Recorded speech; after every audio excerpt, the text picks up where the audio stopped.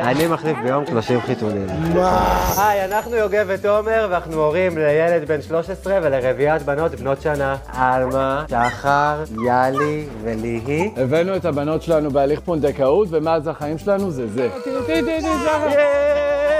כל יום ככה מ-6 בבוקר עד 8 בערב. איך זה השפיע גם על כל הקשר שלכם? אנחנו מבינים אחד את השני הכי טוב שאפשר. מסכימות? נכון.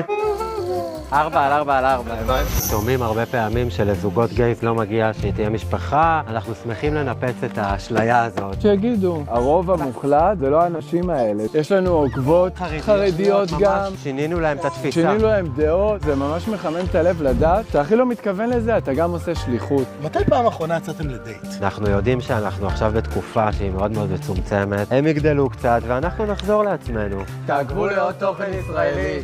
אפשר לקרוא להורים שלהם?